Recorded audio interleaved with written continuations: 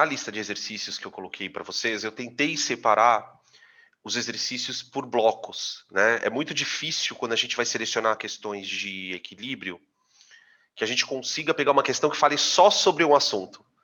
Geralmente a questão envolve deslocamento I constante, equilíbrio iônico, I, enfim, né? E eu tentei separar um pouquinho para deixar a coisa um pouco mais didática, de tal maneira que quando vocês forem fazendo as listas, as partes das listas, né? Ah, hoje eu vou pegar 4, 5 exercícios de constante. Vai lá, faz uns 4 ou 5.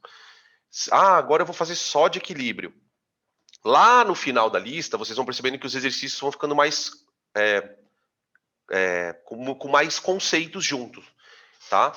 E outra coisa também que eu queria comentar é que eu optei por não fazer na ordem. Né? Vocês viram que nessa lista não tem exercício de sala e de casa. Os exercícios são só para vestibular. Tá? A gente já começa com o pé no peito.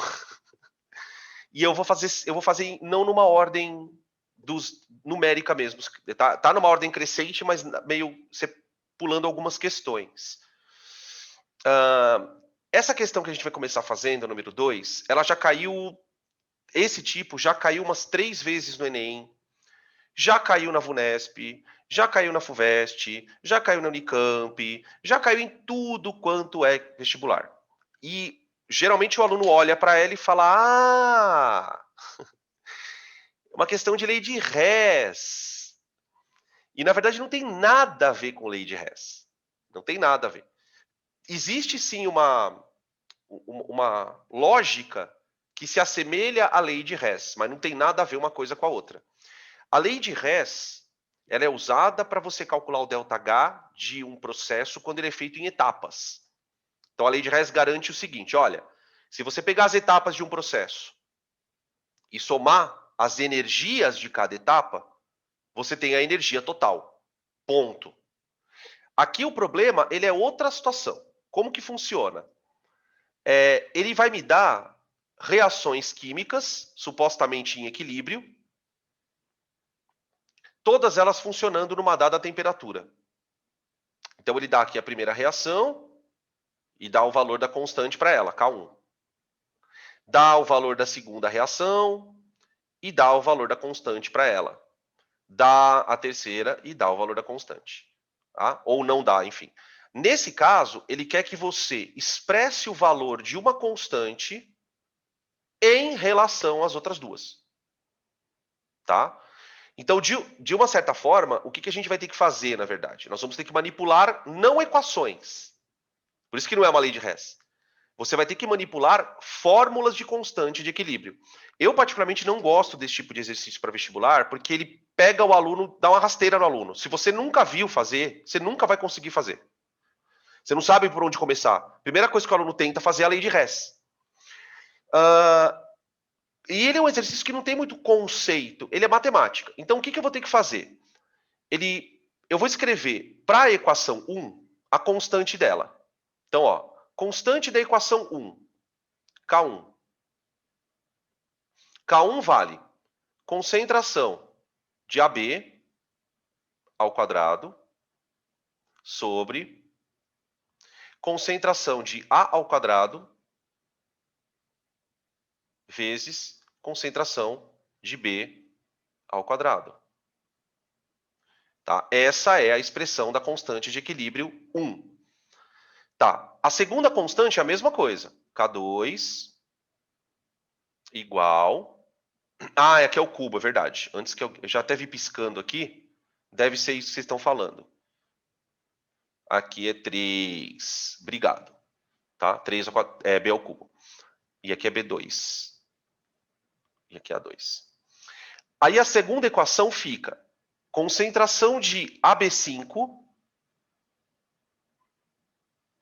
elevado à primeira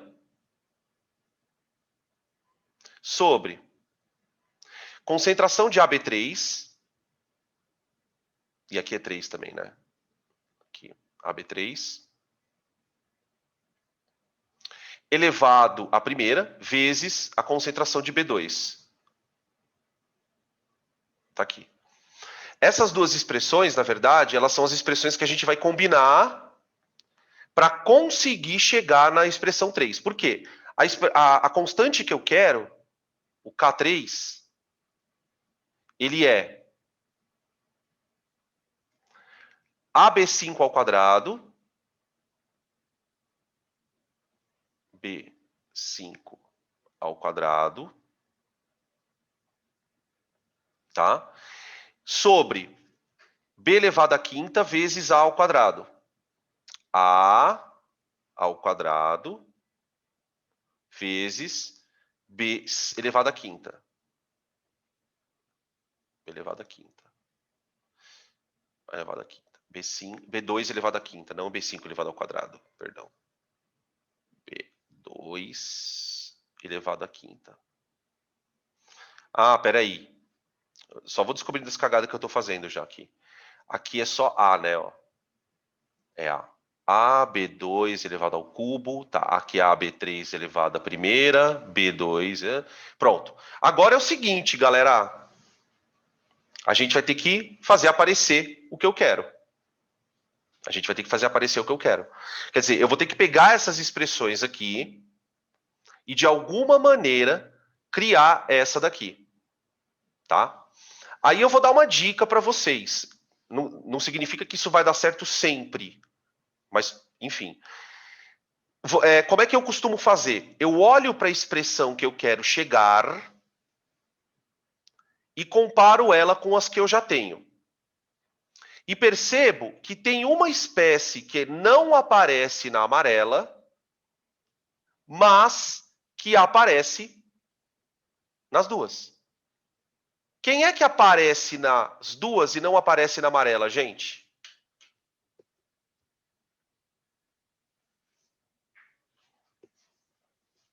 Quem aparece nas duas e não aparece na amarelitia? AB3. Então, o que eu vou fazer? Eu vou isolar o AB3 das duas e vou tentar igualar ele. Então, ó, isolar a concentração de AB3. Então, ó, se eu pegar a equação 1, eu posso dizer que AB3 elevado ao quadrado é igual a K1 vezes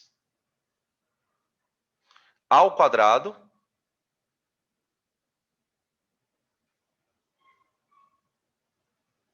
vezes B ao cubo. B2 ao cubo.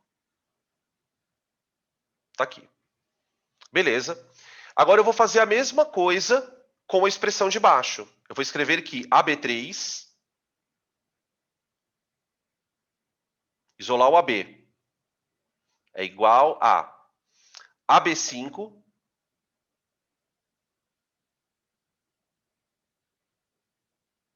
sobre K2 vezes B2. B2. Tá aqui. O que eu faço agora com as duas? Eu posso pensar o seguinte, ó, ver se dá certo. Vamos pensar. Tudo isso aqui vale AB3 ao quadrado, não é? Ó? Tudo isso aqui vale AB3 ao quadrado. Tudo isso aqui vale AB. Então você concorda que se eu pegar o de baixo e elevar ao quadrado, eu terei o de cima, esse aqui? Isto ao quadrado tem que ser igual a isto. Então eu vou escrever isso, ó.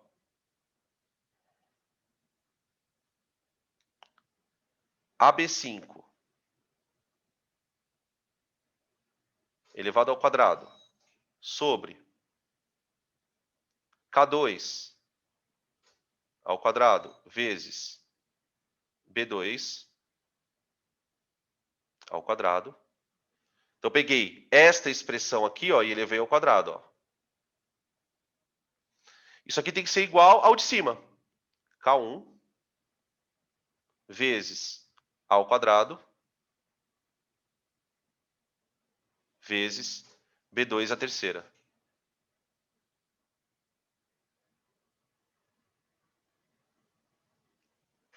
Tudo bem? O que eu faço agora? Eu ajeito as concentrações para fazer aparecer isso aqui, ó. Tá? Então eu vou passar o K2 elevado ao quadrado para a direita, e isso aqui, ó, tudo lá para baixo. Então vai ficar AB5 ao quadrado sobre o B ao quadrado, vai vir o B ao cubo aqui, ó, vai ficar B2 à quinta.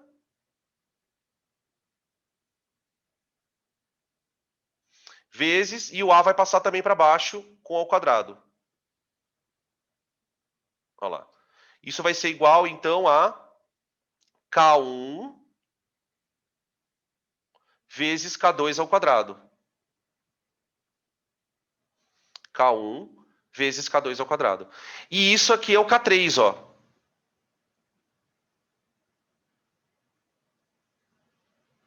Isso aqui é o K3. Tá? Então veja que é um problema totalmente de matemática, né? Não tem nada de conceito. Mas ele mostra também que você pode, a partir de equações, chegar num constante de equilíbrio em função de outras. Tá? Claro que essas equações devem fazer parte de algum processo.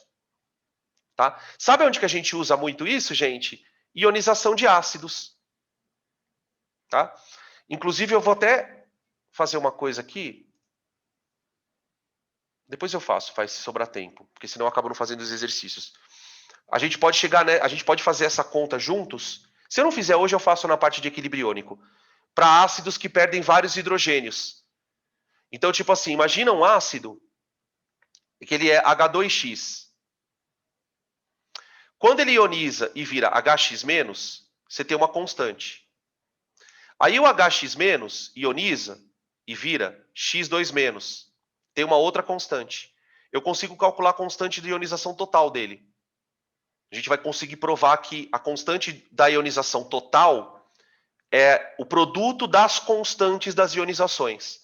Tá? Aonde que isso aqui vai fazer sentido para gente? Na aula de constante de hidrólise. Tá? Lá no finalzinho. Beleza? Podem tirar print para a gente passar para a próxima questão.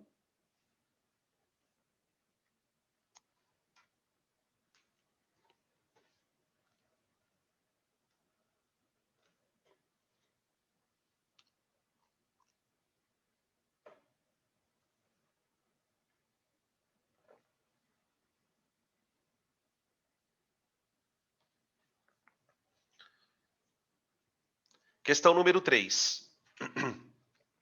Aqui é uma questão bem conceitual, bem legal. Tá? Bem perfil de Enem, essas questões, essas provas de muitas questões múltipla escolha. Ele vai. Bom, vamos ler a questão que vocês vão entender qual que é a coisa.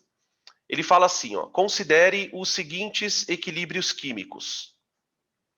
Então, aqui eu tenho uma substância de cor rosa que reage com cloro negativo, mais energia. Aqui é a setinha de mão dupla, tá? Aquele meu problema que sempre falo para vocês. Tá? Aí essa coisa rosa, ela vira azul, mais água. Tá. Aqui você tem uma outra reação reversível, cuja constante de equilíbrio é um número... Tá, ela foi dada em pressão, ó, pressão, e ela é da ordem de 10 elevado à oitava. É um número bem alto. E aqui você tem uma substância de cor amarela que coexiste com a substância laranja. É um equilíbrio bem famoso esse aqui nos equilíbrios, tá? É o equilíbrio do cromato com o dicromato, na presença de H+. Tá? A alternativa que apresenta apenas afirmativas corretas em relação aos equilíbrios é... Então ele vai fazer uma afirmativa para cada equilíbrio, em cada alternativa. Tá? Vamos lá.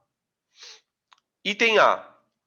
A formação do produto azul se dá em função da diminuição de temperatura para o equilíbrio 1. Já vamos parar para ver isso. O que a gente percebe no equilíbrio 1? O equilíbrio 1, para que ele aconteça no sentido direto, ele precisa absorver calor. Né? O calor ele foi colocado aqui do lado do reagente. Então, é uma maneira que ele está querendo te dizer assim, olha, essa reação é endotérmica. Quer dizer, se ela é endotérmica, ela precisa de energia para acontecer. Certo? Então, quando ele fala, a formação do produto azul se dá em função da diminuição de temperatura para o equilíbrio 1, parece que não está muito adequado. Você quer que forme azul? Dá calor para o sistema. Dá calor. Quanto mais calor você der, mais produto você vai formar. Isso, na verdade, já é uma ideia preliminar de deslocamento de equilíbrio. Né? O aumento de temperatura favorece reações endotérmicas. Então, isso já é uma discussão do equilíbrio. Tá? Então, eu já vou parar de ler a 1. Porque a primeira frase já está errada. Vamos para B. A formação de produto azul se dá em função do aumento de temperatura para o equilíbrio 1. Ok. Você dá calor, aumenta a temperatura, a cor azul se forma. Agora ele vai falar para a frase para o equilíbrio 2. A formação do pentacloreto de fósforo,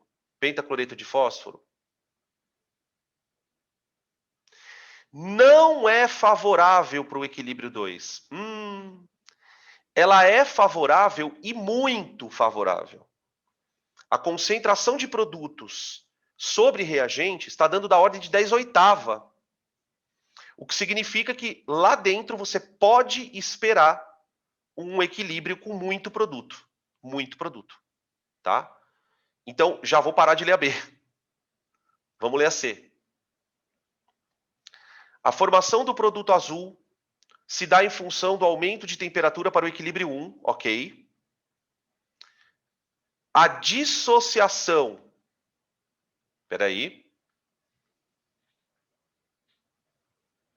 não pela ordem, pelo valor da constante. O que é uma constante? O que seria não favorável? Uma constante pequena. 10 elevado a menos 5. Por exemplo, imagina que essa constante aqui fosse 10 a menos 5.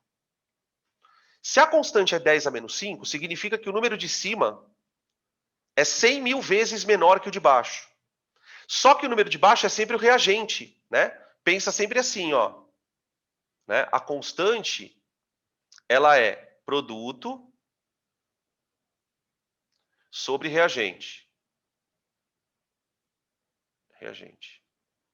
Então, se isso aqui vale 10/8, significa que você tem 10/8 vezes mais o produto do que o reagente, tá? Isso, beleza. Agora que eu vi aqui que você já falou. Tá, voltando. Nós estamos na letra C, né? Letra C. A formação do produto azul se dá em função do aumento da temperatura para o equilíbrio 1, ok. A dissociação do pentacloreto de fósforo. Dissociação seria isso aqui, ó. A dissociação. Tá? Que é a reação oposta. A dissociação do pentacloreto de fósforo é altamente favorável para o equilíbrio 2. E aí? Dissociação do pentacloreto altamente favorável para o equilíbrio 2. O que vocês acham dessa frase?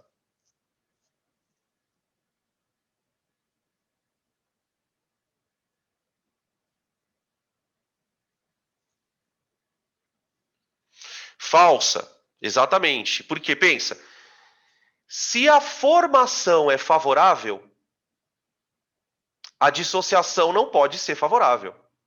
Né? O que acontece? A constante para formar PCl5 é 10/8.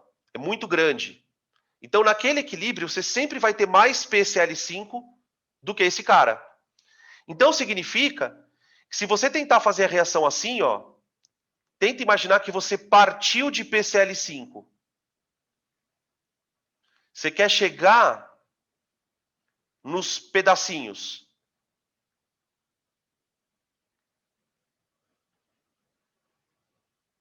Quanto vale essa constante? Essa constante, ela vale 1 sobre 10/8, aproximadamente, vai. Ou seja, ela vale 10 a menos 8. Quer dizer, isso aqui quase não acontece, ó. Quando a reação entrar em equilíbrio, você não vai ter quase nada disso aqui, ó. Quase nada disso aqui. Louco, né? Difícil isso, né? Não é uma coisa tão tranquila. Ah, beleza, ok. Frase D, de doido. Então já parei de ler aqui, né, C. A formação de produto azul se dá em função do aumento de temperatura para o equilíbrio 1, ok. A formação de pentacloreto de fósforo. Formação de pentacloreto de fósforo. É altamente favorável para o equilíbrio 2, ok. Altamente favorável para o equilíbrio 2, ok. Agora vamos ver a frase 3. E a diminuição do pH forma dicromato de cor laranja. O que significa diminuir pH?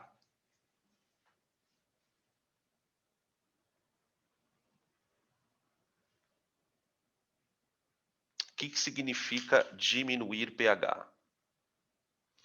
Aumentar a concentração de quem? Opa, se eu vou diminuir o pH, eu vou deixar o meio mais ácido, hein? Cuidado. Eu vou aumentar a concentração de ácido. Cuidado, ó. Eu vou aumentar isso aqui. Se eu disponibilizar mais H+ para reagir, eu vou formar mais dicromato.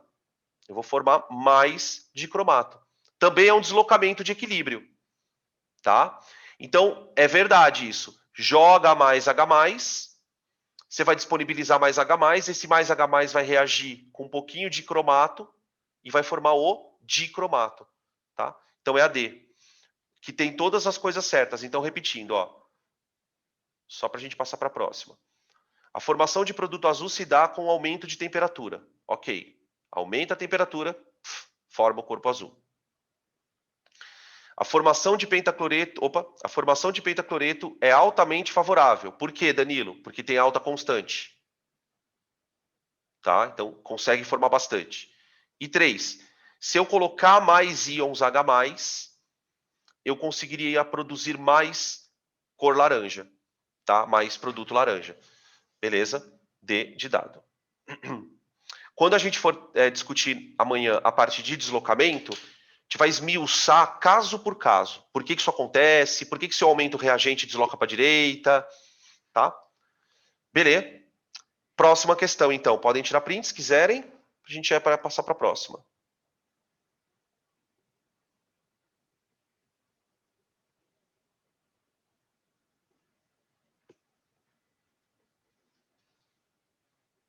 Contas. As reações químicas dependem de colisões eficazes que ocorrem entre moléculas dos reagentes. Quando se pensa num sistema fechado, é de se esperar que as colisões ocorram entre moléculas dos produtos em maior ou menor grau até que se atinja o equilíbrio. À temperatura ambiente, o NO2, gás castanho avermelhado, está sempre em equilíbrio com o seu dímero incolor. Em um experimento, envolvendo a dissociação de N2O4 em NO2, coletaram-se os seguintes dados.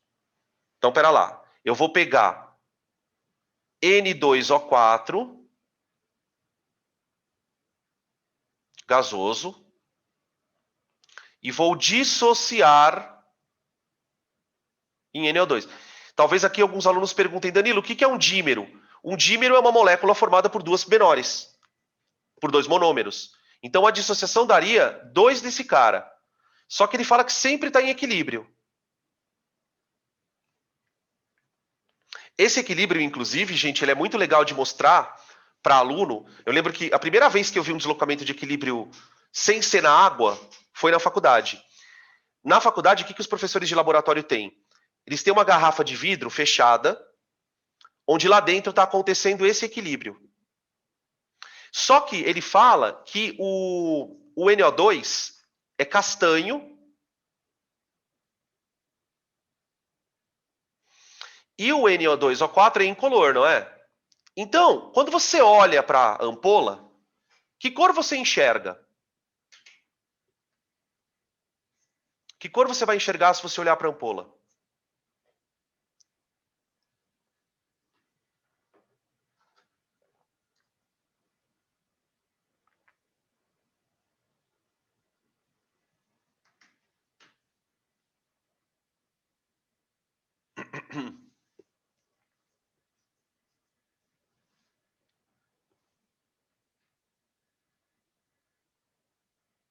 Nenhuma? Ih.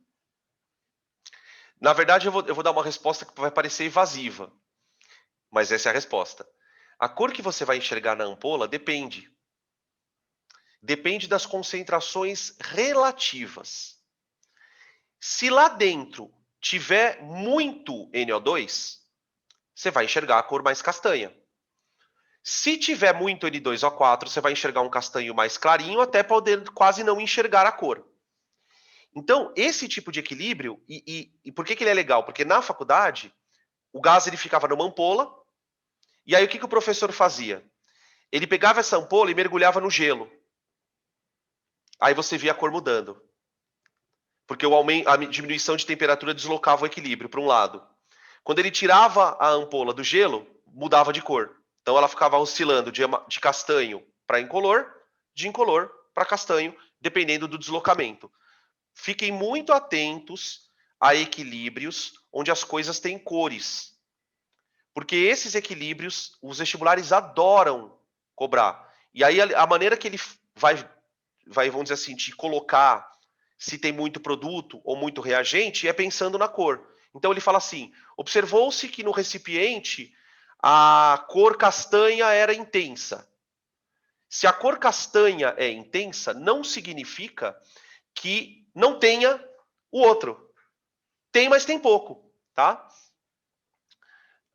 Exatamente. Dá para provar, então, que por causa da... Não é porque as velocidades são iguais que você tenha que ter a mesma quantidade. Você pode ter um equilíbrio onde quase não tenha incolor. As reações estão acontecendo com uma rapidez lá igual, mas você tem muito de um lado e pouco do outro. E pode acontecer o contrário também. Tá? E isso que acontece no indicador. O indicador nada mais é do que uma espécie que, quando está em meio ácido, está numa forma, e quando está em meio básico, está na outra. É uma substância que participa de um equilíbrio com outra, e esse equilíbrio é deslocado por pH. Então, se você põe muito ácido, o equilíbrio desloca para um lado, você enxerga uma cor.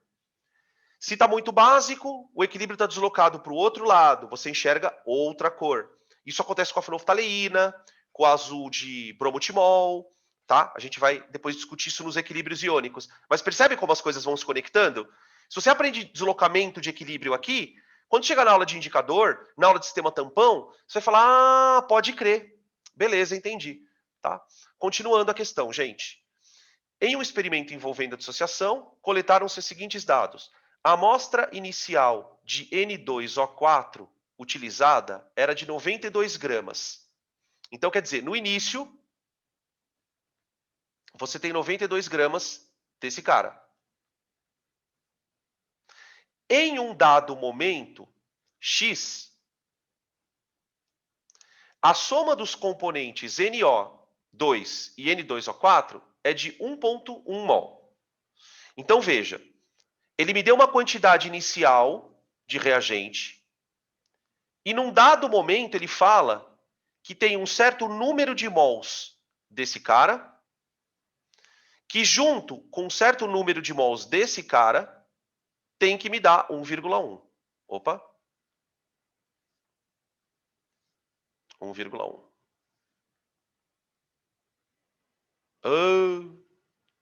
Começou. X mais Y igual a 1,1. Pronto. Com base nesses dados, pode-se dizer que a quantidade dissociada de N2O4 é... Então ele quer saber quanto dissociou. Então vamos pensar, gente. Quanto dissociou?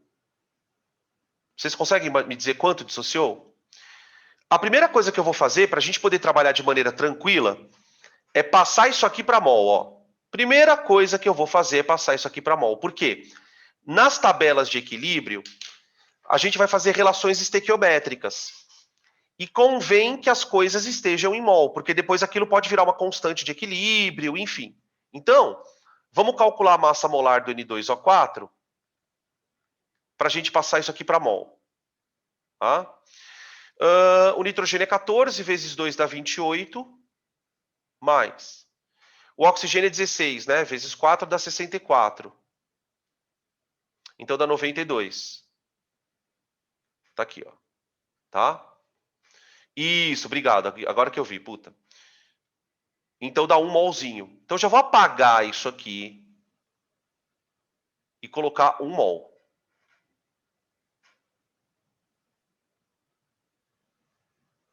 Tá? Gente, esta quantidade X, ela sobrou da dissociação. Sobrou. Ah, como é que você sabe que sobrou? Porque ele quer saber quanto dissociou. Se você olhar lá nos valores, todos os valores que estão ali são menores do que 1 ponto, do que 1 mol. Quer dizer, ele colocou 1 mol. Uma parte dissociou. Quanto dissociou, gente?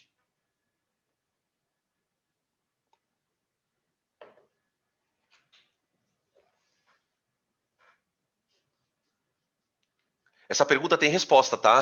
Só para constar, ela tem uma resposta. A resposta está na tela.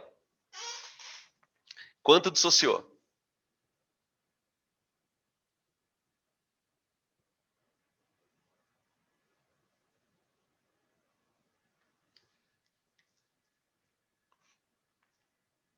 Essa aqui é a parte mais foda que tem na questão, cara. Vamos ver. 1 menos x? Sim, mas 1 menos x, tá, beleza. Mas eu gostaria de trabalhar com uma incógnita só. Porque enquanto eu ficar com x e y, tem um problema, né? Ficou muito claro, na verdade, que eu tô com problema. Então eu preciso dar um jeito de escrever quanto dissociou em função de y ou o y em função do x. Né? Opa, peraí, que agora tem uma coisa muito importante aqui. Y é igual a 2x? O que vocês acham disso? Essa informação ela é importante, hein? Y igual a 2x. Veja só por quê, gente. Deixa tudo em função de x. A reação ela acontece na proporção de 1 para 2. Tá? Ó, deixa eu só fazer um comentário, porque tem uma galera que está tentando fazer assim. Ah, isola o y e põe aqui, ó. Gente, você não está escrevendo uma coisa em função da outra. Você só está pegando essa equação e reescrevendo ela. Você não vai conseguir chegar em lugar nenhum aqui. Você precisa descobrir uma relação entre y e x. Porque veja, eu preciso de uma outra equação. Né? Eu tenho uma equação aqui de duas incógnitas. Enquanto eu não tiver uma segunda equação aqui, não adianta eu ficar escrevendo isso de outras maneiras. Não vou chegar em lugar nenhum. Então, o que eu vou pensar? Olha, eu vou dizer que sobrou y aqui. Isso aqui foi o que produziu, não é? Isso aqui foi o que produziu. Certo? Para eu ter produzido isto, quanto é que eu gastei deste cara? Y sobre 2. Eu gastei metade para produzir aquilo. Né? Mas como é que você sabe que você produziu Y, Danilo? Porque eu não tinha nada no começo. Agora eu tenho Y. Então isso aqui foi formado. Então lembra aquela linha do meio da tabela? Olha ela aqui, ó. Então, na verdade, não é o y que é igual a 2x. O que a gente pode dizer é que 1 menos y sobre 2 é igual a x. Né? Por que 1 menos y sobre 2 é igual a x? Eu tinha 1 menos aquilo que foi gasto, sobrou x. Isso é uma segunda equação. Por que eu sei que isso é uma segunda equação? Porque eu tirei ela de uma outra informação do texto, não daqui. Né? Então, agora, o que eu posso fazer? Agora sim, eu posso isolar o x ou o y, fazer desse jeito aqui, ó, e jogar aqui. Tá? Pode falar. Pode falar. Deixa eu só apagar isso aqui, então, ó. Onde está a confusão que daí a gente já resolve. Deixa eu abrir o chat aqui. Aqui, pronto.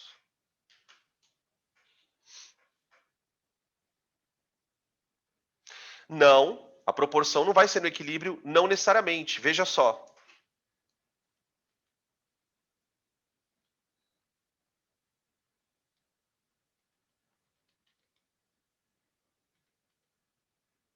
Ó. Dá uma olhada nessa tabela aqui. A proporção não é... O equilíbrio, gente, ele é o final da história. O que tem que estar na proporção? É o que reage com o que forma. Tá? Veja que se você olhar para as quantidades remanescentes ali, elas não estão na proporção. Porque isso aqui é o final da história. O que a lei de Dalton garante? Que na reação ocorrem proporções. Então, se o reagente é 1 para 1 para 1, se eu gastei 2 e 2, eu vou formar 2. Agora, foi o que eu falei, por exemplo, se eu tivesse colocado 7 mols aqui, ó, olha que interessante. Imagina que eu tivesse colocado 7 mols aqui. Aqui ia sobrar 3, aqui ia sobrar 5. Então, quando você olha para o equilíbrio, a última coisa que você deve procurar é a proporção. Invariavelmente você vai acabar batendo cabeça. Pode até ser pelas quantidades que são colocadas, pela quantidade que reage, que coincidentemente aconteça. Mas não é comum, tá? Então, a gente não pode, por exemplo, dizer... Aí eu vou voltar naquele slide lá. Ó, a gente não pode dizer, por exemplo, que se sobrou X, é porque eu produzi 2X. Não. Sobrou X, mas você precisa ver quanto você gastou. É esse cara que vai produzir o outro. Por isso, o Y sobre 2. Não sei se agora ficou claro. Qualquer coisa me chama aqui de volta. Tá? Vamos jogar, então, o X aqui. Ó. X igual a 1 menos Y sobre 2, né? Então, ó, a equação 1 era X mais Y igual a 1,1. Eu vou substituir no lugar do X 1 menos Y sobre 2 mais Y sobre 2, mais Y, perdão, né? Igual a 1,1. Aqui, ó. Tá? Bom, meio Y negativo, né? Mais um Y positivo dá meio Y positivo. Isso é igual a... Passa 1 para lá, né? Vai ficar 0,1. Então, o Y dá 0,2 mols.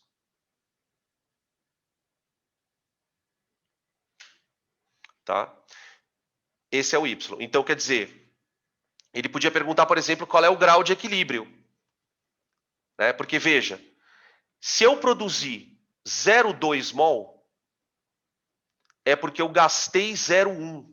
Qual é o grau de equilíbrio, gente, para essa reação?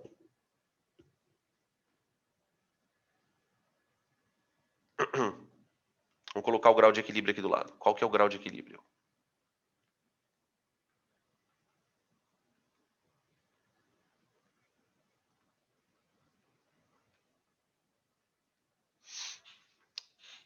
O alfa. Quanto dá? 10%? 10%. 10%. Como que eu sei isso? Ó, quanto eu tinha de reagente? Não era 1 mol? Ele pôs lá 92 gramas. Se isso aqui reagisse tudo, eu tinha 100% de rendimento. Quanto reagiu? 0,1 mol. Esse 0,1 mol, na verdade, é o Y sobre 2. Que foi o que consumiu. Quantos por cento dá isso? Alfa. 10%. Tá? Percebe que ele podia ter feito essa pergunta que seria mais difícil, né? Você tem que achar o número de mols, ver qual porcentagem em relação ao teu reagente que foi consumido. Isso é aquilo que na estequiometria eu chamo de rendimento. Aí você entende, por exemplo, por que na aula de estequiometria eu falava assim, ó, tem reação que não tem 100% de rendimento. Quando que uma reação não terá 100% de rendimento? Quando ela for reversível. Que aí você não consegue chegar no final, você não consegue acabar com o teu reagente, tá? Beleza? Podem tirar print para a gente passar para a próxima.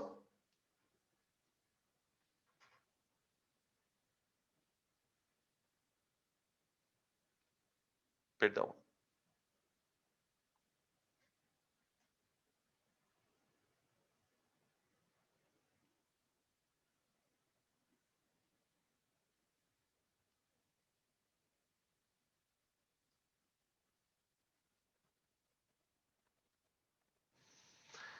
Questão número 6. É uma questão onde a constante vai ser exposta a partir de análise de gráfico, tá? Então ele fala o seguinte: o gráfico abaixo mostra o caminho da reação de conversão de um reagente R em um produto P, tendo R e P como coeficientes estequiométricos. A cinética da reação é de primeira ordem.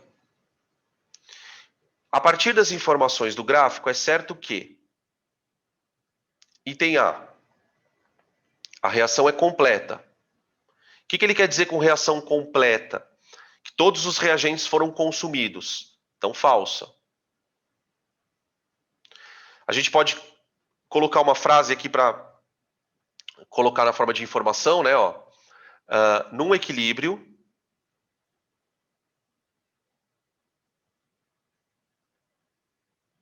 coexistem reagentes e produtos.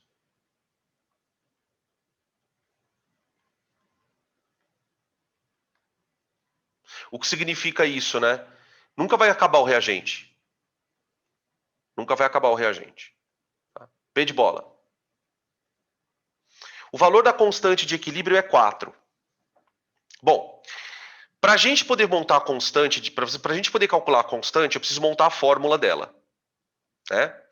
Ele fala para mim que você tem um reagente com coeficiente R virando produto com coeficiente P. Tá? Nós sabemos que a constante de equilíbrio ela é concentração de produtos sobre reagente.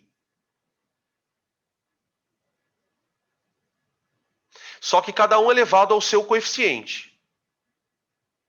Tá? Quero chamar a atenção de vocês para esta coisa no gráfico. Ó. Veja que o reagente ele partiu de uma concentração inicial de 5 mols. Agora, o que você tem que fazer aqui? Qual que é o desafio mental? Olha para isso e enxerga a tabelinha. Olha para isso e enxerga a tabelinha. Início, 0,5 de reagente. Quanto reage de reagente? 0,4. Porque no equilíbrio, a concentração ficou constante. Ó. Então, para ele sair de 0,5 e atingir o equilíbrio, ele gastou 0,4 mols. Perceberam isso? Ao mesmo tempo em que a curva desce 0,4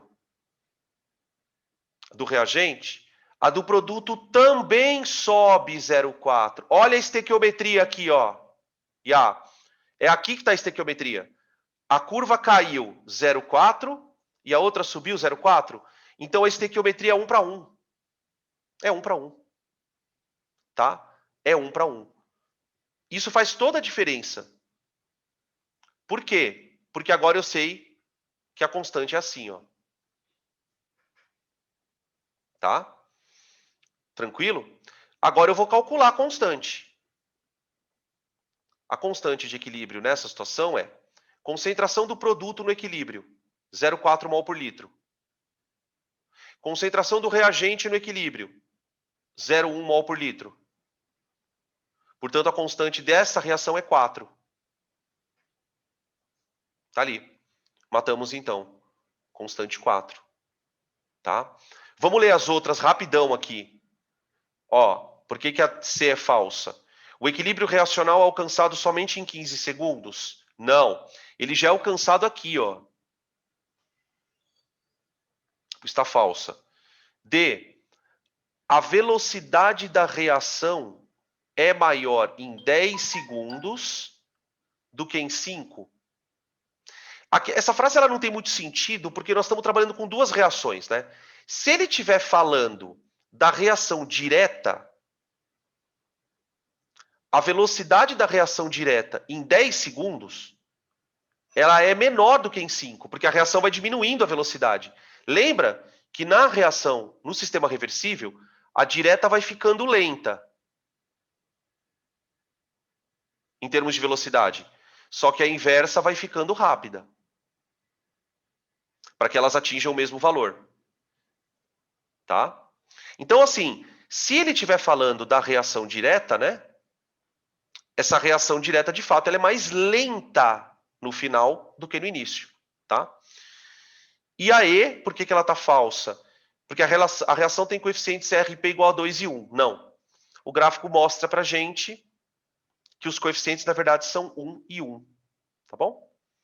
Beleza. Alternativa, então, B. Opa, perdão. B de bola. Espera aí, que estou chamando aqui. Pode falar, Iago. Dependendo do que você me perguntar, pode. Pode. Falei. É que, na verdade, falar que a cinética é de primeira ordem quer dizer que ela é de primeira ordem para a reação direta, né? Não necessariamente para outra. Tá? Essa informação, na verdade, ele podia ter dado ela melhor dada, né? Porque o que ele quis dizer é justamente isso. Mas ele podia ter falado que a cinética é de primeira ordem tanto para a reação direta como para a inversa. Tá? Eu fiz questão de mostrar também o gráfico, porque ele não vai... Raramente ele fala que é de primeira ordem, tá? Ele foi meio bonzinho aqui. Tá? Mas dá para pensar assim. Professor. Oi. E se não fosse de primeira ordem, o que eu faria? Gráfico. De gráfico. Aí é o gráfico. Por isso que eu chamei a atenção para os valores das quedas e da subida. Porque é daqui que você consegue, por exemplo, imagina que esse cara desceu 0,4 e esse aqui subiu 0,2. Se esse cara descer 0,4 e o produto subir 0,2, aí seria 2 para 1. Então, é o gráfico que vai mostrar. Tá? Que é, na verdade, a linha do meio da tabela. Então, aqui você tem ó, início. Aqui seria o equilíbrio. Né? A gente podia até brincar, quer ver? Para deixar isso bem claro. Reagente, vai e volta, produto. Né? Início, reage, peraí, e forma, e equilíbrio. Então, início, 0,5 mol por litro e 0. Quanto reage? 0,4. Quanto forma? 0,4. É aqui que você vê a proporção. Foi por conta dessa observação que eu descobri que era 1 para 1. Se ele não falasse que a ordem é de primeira ordem, né? Quanto sobra? 0,1. E fica 0,4 aqui, ó. Tá? Beleza? E qual que é o grau de equilíbrio aqui? Qual que é o grau de equilíbrio?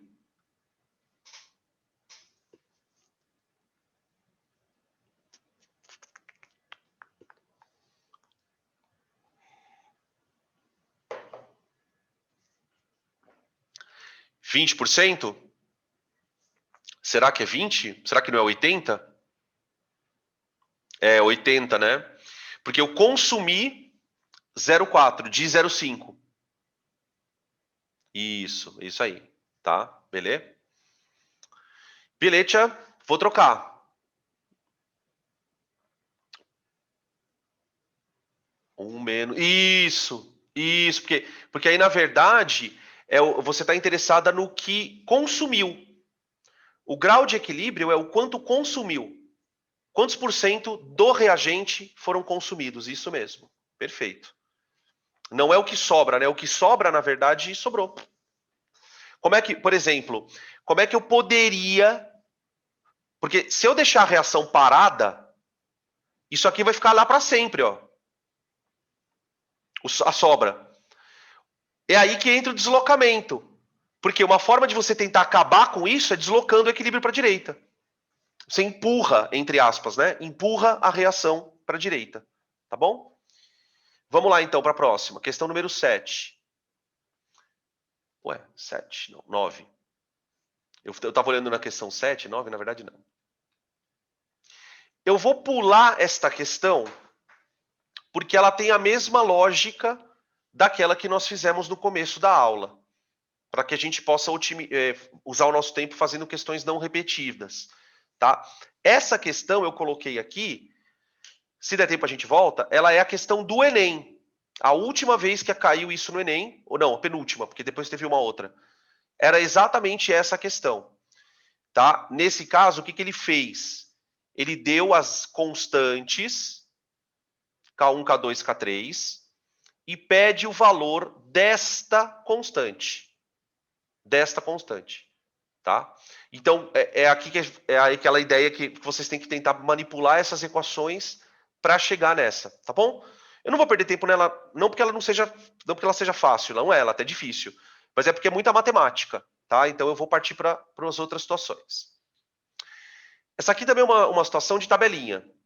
Tabelinha. Ele fala assim, ó. Considere um equilíbrio químico A mais 2B, dando C mais 2D, e as seguintes concentrações iniciais. Então, eu já vou começar a armar minha tabelinha. Né? A mais 2B vai e volta, C mais 2D. Veja que os dados da tabela já estão em concentração. Então, eu comecei com 1 mol por litro e 1 mol por litro. 0 e 0. A 25 graus, para 1 litro de reagente, quando ele fala para 1 litro de reagente, significa o recipiente de 1 litro. Né? A palavra seria mais correta ali, para 1 litro de volume. Né? O equilíbrio foi atingido quando meio mol do reagente B foi consumido. Então veja que essa informação ela é o começo da estequiometria. Ela é o começo da nossa estequiometria. Ele vai perguntar qual é o valor da constante. Então veja, a linha do meio é a linha da estequiometria. Quanto reage de reagente, quanto forma de produto. Os valores que estão aqui têm que obedecer a seguinte proporção.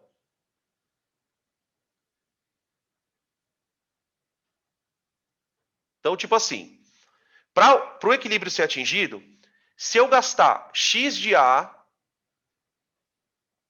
eu tenho que gastar 2x do B. Isso é obrigatório.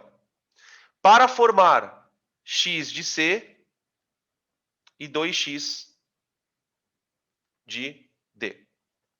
Quando o equilíbrio for atingido, vai sobrar 1 menos x de A, 1 menos 2x de B, que são o que restou, que é aquele valor que não precisa estar na proporção. E eu vou ter lá dentro novos, né? X e 2x. Então, esses valores vão para a constante. Esses daqui, os do equilíbrio. Porque eles ficam constantes a partir daqui. Lembra que a gente discutiu na primeira parte da aula, né? A partir desse momento, o quociente de equilíbrio se iguala à constante. É aqui que a reação atinge o equilíbrio. Tá? Ele fala que 2x vale meio mol por litro. meio mol por litro. Ele fala aqui, ó, o equilíbrio foi atingido quando meio mol do reagente foi consumido. Então, quer dizer, isso aqui foi meio mol por litro. Meio mol por litro. Agora, se isso aqui foi meio mol por litro, a gente consegue descobrir quanto sobrou, né? O X vale 0,25.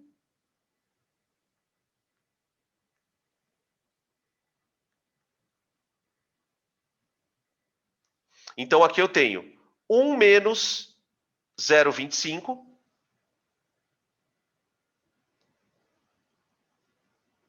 mol por litro. Aqui fica 1 menos 0,5. Aqui fica 0,25. E aqui fica 0,5. Pronto. Tá? Agora eu vou calcular a constante. Constante de equilíbrio igual concentração de C vezes concentração de D ao quadrado sobre concentração de A vezes concentração de B ao quadrado. Não vai ter unidade, né? Perceberam? Essa constante não vai ter unidade. Tá? Como as respostas estão em fração ali, tem número inteiro, né? E tem fracionário. Então eu vou colocar tudo em fração isso aqui, gente. Vamos ver se dá certo. Ó. Peraí. Aqui. KC. Ô, Dan, com vírgula vai dar certo também. Dá, né? Mas, puta, sei lá, eu não sou muito bom de vírgula, velho. Ó, eu vou colocar assim, 1/4 vezes D ao quadrado. O D ao quadrado é 0,5 ao quadrado. Então é meio ao quadrado, que dá 1/4. Sobre A, que é 3/4, 0,75. E 1 sobre 2 elevado ao quadrado, que dá 1/4. Então deu 1/3. 1/3. Tá? Beleza.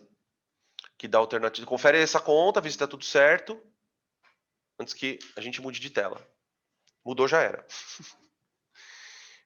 Tudo bem?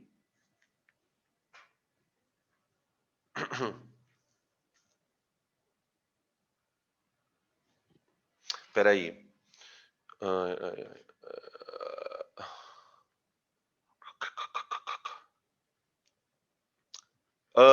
Por que 0,5 é 1/4? Porque eu não vou ter que levar ele ao quadrado aqui, ó. Esse número aqui é 0,5. Só que quando eu levar ao quadrado, isso aqui vira 0,25. Que é 1/4. Que seria esse número aqui de baixo, ó. Tanto esse aqui como esse, na verdade, ó. Né? Que também veio daqui. Beleza? Beleza. Vou trocar, tá bom?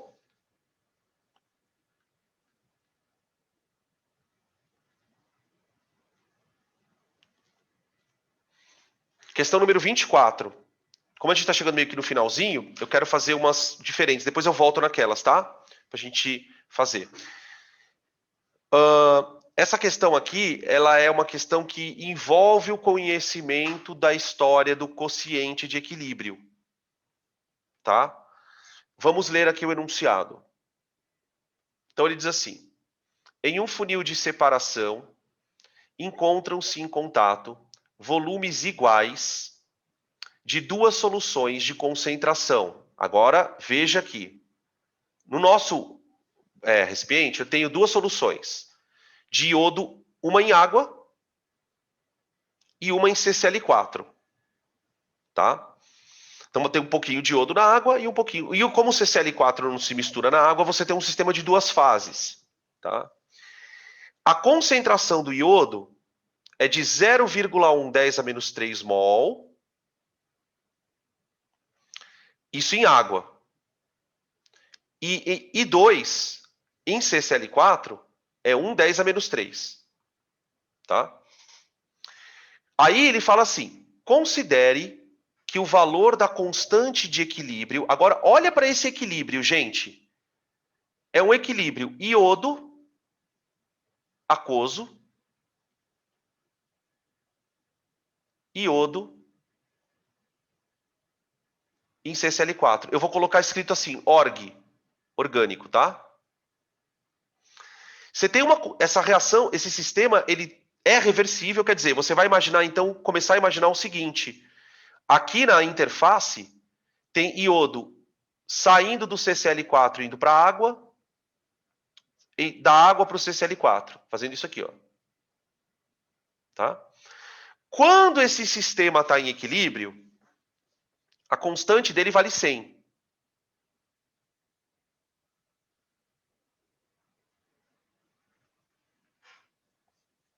Tá? Beleza? Ele fala que no nosso sistema eu tenho 0,1 10 a menos 3 mol por litro de iodo na água. Então, isso aqui é a concentração na fase aquosa.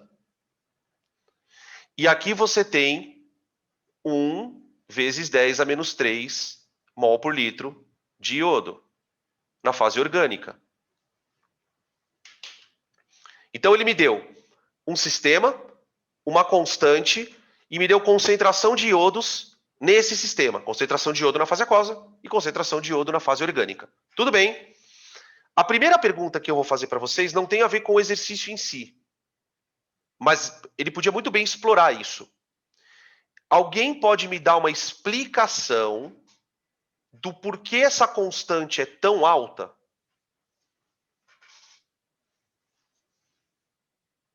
Qual seria uma explicação para que essa constante de equilíbrio seja tão grande?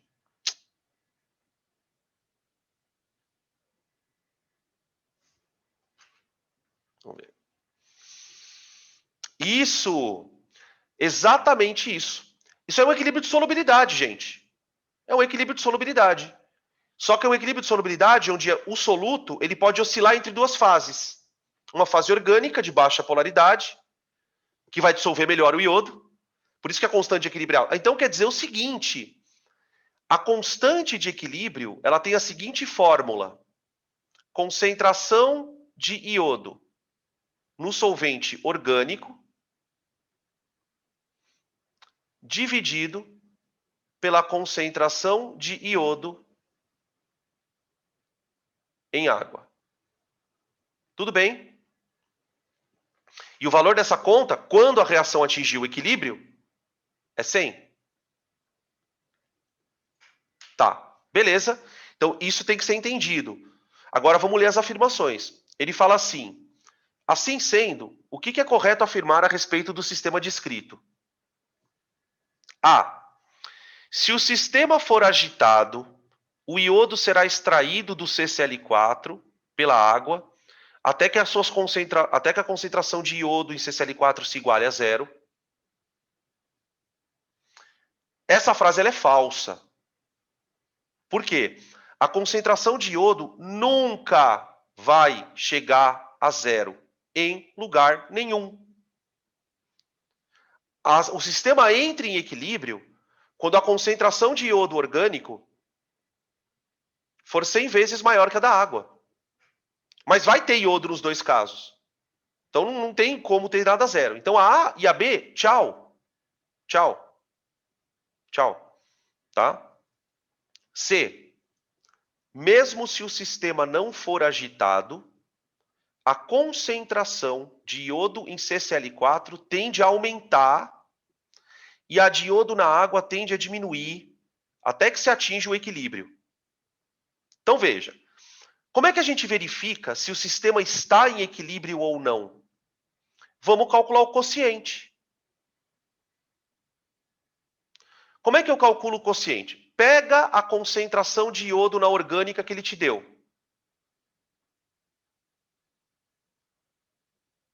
Divide pela concentração de iodo na aquosa. E compara o resultado com a constante. A constante, o quociente de equilíbrio, gente, ele deu 10.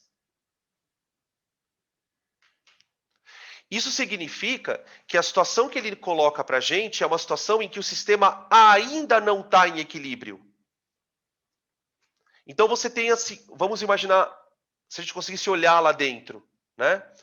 Você tem uma interface, tá? Você tem água aqui em cima e tem o CCl4 aqui embaixo.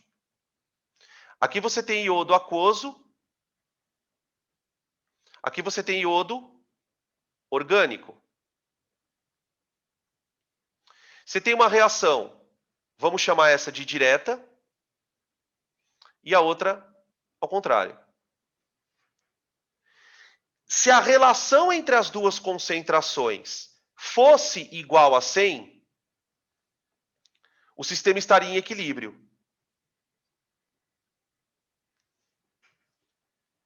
Só que não está em equilíbrio. Tá, beleza. Então significa que esse número ele tende a aumentar para entrar no equilíbrio. Tende a aumentar para alcançar o equilíbrio.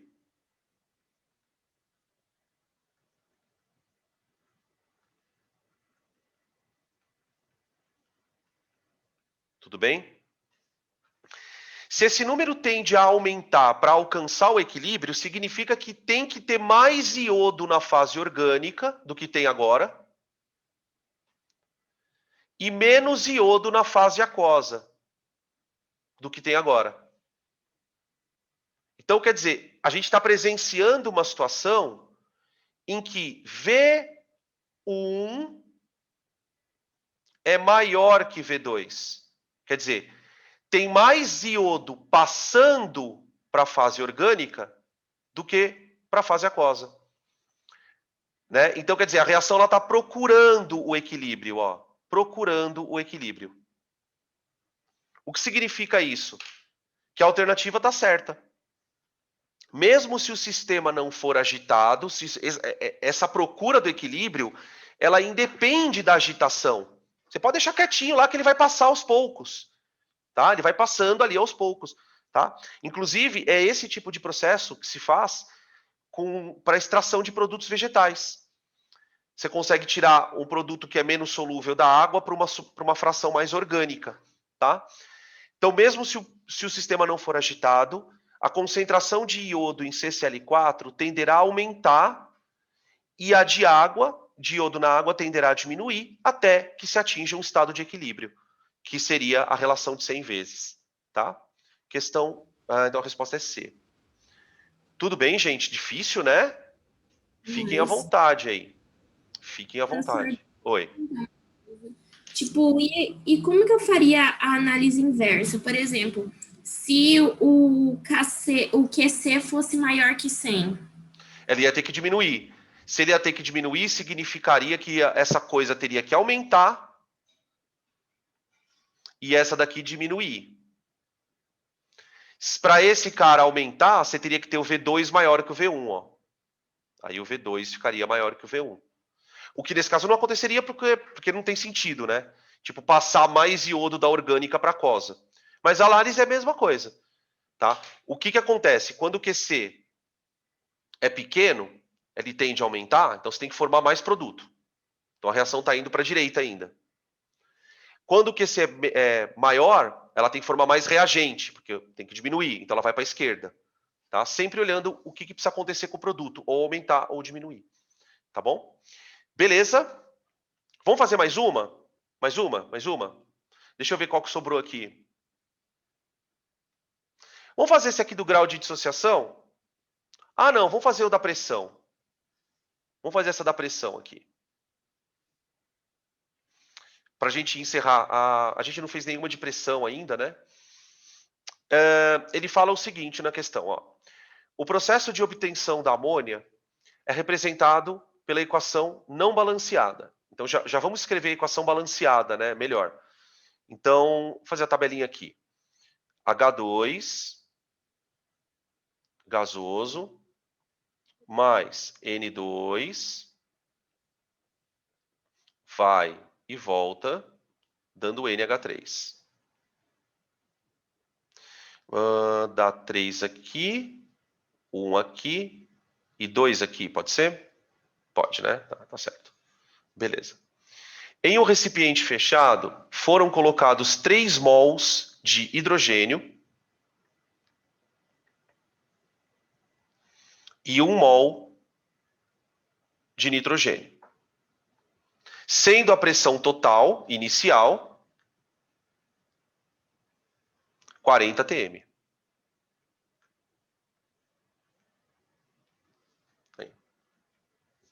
Após o equilíbrio, essa pressão diminuiu para 30 atm.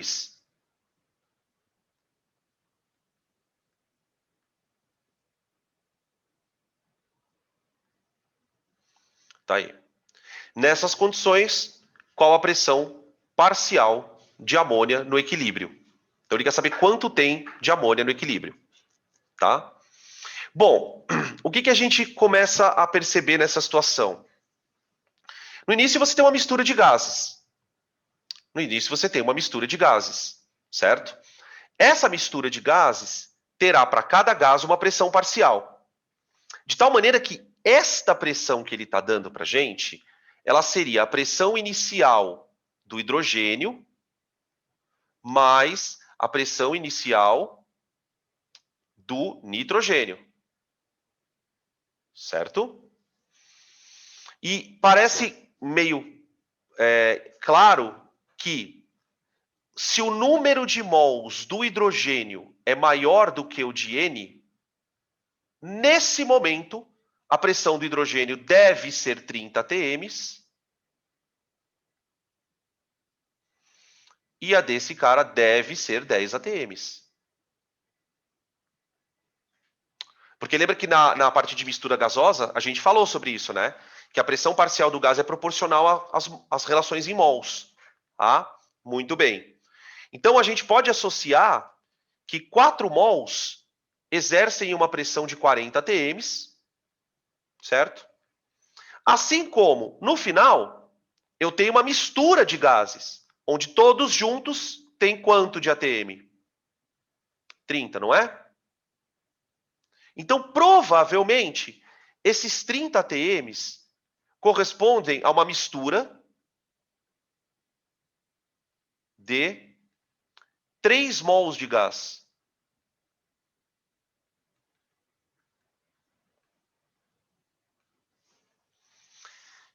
E aí fica uma pergunta muito intrigante, né? Como é que 4 mols viram 3? Porque não existe uma conservação de mol, existe conservação da massa. A massa lá dentro continua constante. Mas numa reação pode haver aumento de moléculas ou diminuição.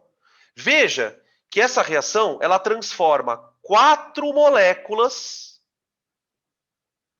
em 2. Certo? Então é natural que a pressão dê uma diminuída até atingir o equilíbrio. Isso vai acontecer. Tá, como que eu vou saber quanto reagiu, quanto não reagiu? Vamos pensar na tabelinha. Olha, eu posso dizer que reagiu 3x mais x desse cara para formarem 2x. Certo? A estequiometria é a linha descendo e a outra subindo. Quando a reação atingir o equilíbrio, eu vou ter de hidrogênio 3 menos 3x, então é o que eu tinha no começo, menos o que foi gasto. Eu vou ter de nitrogênio 1 menos x. E vou ter de amônia 2x. Tudo isso aqui tem que corresponder a 3 mols. Por quê? Porque se 4 mols exerciam 40 atm, você manteve a condição de temperatura, não mudou a temperatura. Então, se caiu a pressão é porque tem menos mol ali. Tá? Então, a reação ela diminuiu a quantidade de moléculas lá dentro para atingir o equilíbrio, consequentemente a pressão caiu. Tá? A massa, repito, a massa lá dentro é constante. A gente não pode dizer que desapareceram átomos. Então eu vou dizer que 3 menos 3x mais 1 menos x mais 2x tem que dar 3 mols. Tá aqui. Tá? A minha expectativa aqui é encontrar os mols de nitrogênio para poder saber a pressão dele. Tá? Então, vejamos. Ó, vai dar 3 mais 1, 4 aqui. 4 menos 2x. Menos 3 com menos 1 dá menos 4. Menos, igual a 3. Tá? Então, o x vai dar 1 sobre 2, né? 0,5 mols. Confere aí. O x vale 0,5 mols. Tá bom? Beleza. Como é que eu acho a pressão da amônia? Olha, gente, se o x vale 5 mols, 0,5 mols, significa que eu tenho de amônia lá dentro, no equilíbrio, 1 mol. 1 mol. Que corresponde aos 2x. Gente, se 3 mols de gás exercem uma pressão de 30, ali dentro você tem uma mistura, do qual 1 mol é amônia. Então, esse 1 mol vai exercer uma pressão de 10 atm. 1/3 da pressão do sistema. Então, veja, no começo eu tinha 40 atms só distribuídos em 2 gases, nitrogênio e hidrogênio. Aí o sistema atingiu o equilíbrio e agora eu tenho 30 atms distribuídos em 3 gases. Um pouco de hidrogênio que sobrou, um pouco de nitrogênio que sobrou e a amônia que foi produzida. Esses 3 gases compartilham agora o mesmo volume, tá? Então a pressão da amônia seria 10 atms, que dá a alternativa B de bola. Tudo bem, gente? Beleza? Pegou, né? Pegou. Pesado, né?